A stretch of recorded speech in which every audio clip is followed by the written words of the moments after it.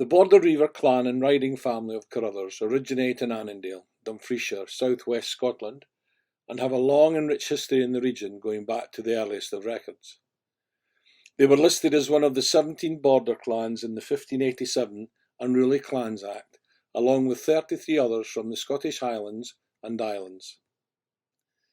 The clan is represented by the Clan Carruthers Society International, who are authorised by their chief to represent Carruthers worldwide. Within the society exist regional commissioners, commissioned by the chief to cover Africa, Australasia, Canada, Europe, Scotland and the USA.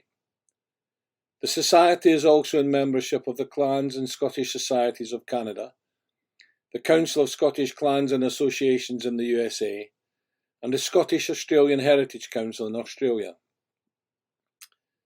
Their clan chief is Dr. Peter Carruthers of Hallmains, 19th of a line that is over 750 years old.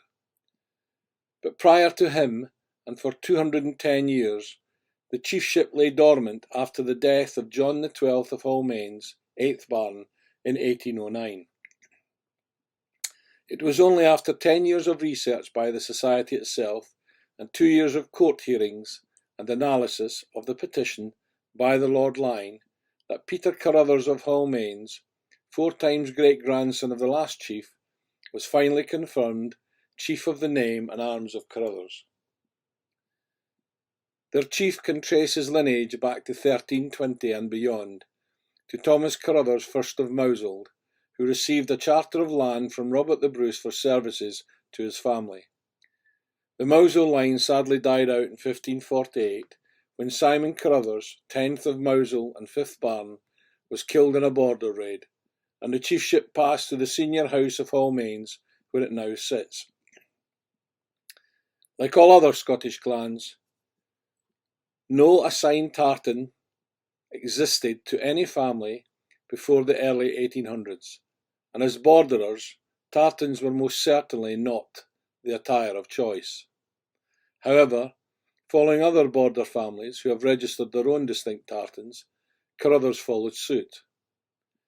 But awaiting a chief, the Carruthers tartan was late to the game, and was only registered with the Scottish Register of Tartans in 2017, and adopted by their chief as the clan and family tartan after his confirmation.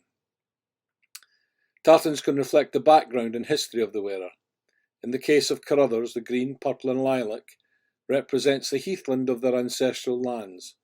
The red represents the blood spilt by them in defence of their family, lands and country, and the subtle white stripe recognises their historic support for the Jacobite cause and the royal house of Stuart. The plant badge is the common gorse, and was chosen as it is prevalent in their homelands, being used to corral and feed cattle owned or reaved by their ancestors.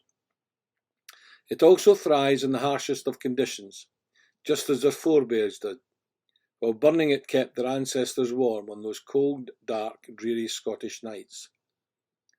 As a plant, its long, sharp, spiked leaves are reminiscent of the lang spears or prickers famously used by the border reivers, some of the finest light cavalry in Europe in their day. And last but not least, the stunning yellow of the flower reflects the gold charges on their chief's arms. As with all Scottish crest badges, that of Carruthers reflects the crest of their chief, which is a seraphim volant proffer, or a seraphim flying in natural colours. It is encircled, as per normal, by a belt and buckle on which is engraved his motto, Promptus et Fidelis, ready and faithful. Evidence shows that the arms of the chiefs of Carruthers, to include the crest and motto, were used by Hallmains prior to the Lines Act in 1672, which ensured that only those deemed worthy would be permitted to bear Scottish arms. The seraphim on the Carruthers crest is therefore over 350 years old, and is always portrayed as having 6 wings, the pair above and below crossed in saltire, with the middle pair spread, as in flight, and in the centre an angel's face. It is not uncommon for border clans and families to have no septs, and Carruthers is no exception, but they do have many derivations of their name. Carruthers, like many others along the Scottish border, is a topographical or regional name, and in their case comes from an area situated around what was once an ancient Brythonic fort, which translates into Carruthers in the Old Cumbric dialect. This in turn progressed in time to become known as Carruthers. As surnames became more commonly used in the early 11th and 12th centuries, Carruthers was adopted to define those living on the land, to include both the lairds and the tenants alike.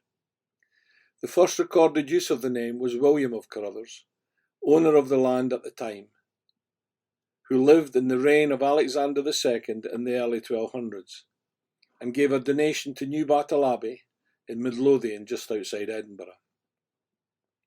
It is strongly suspected that this William was the great-grandfather of Thomas I of Moushold, who started the chiefly line, and thus the ancestor of their current chief. In summary, and based on current evidence, this gives you an idea on who Carruthers are and where they come from.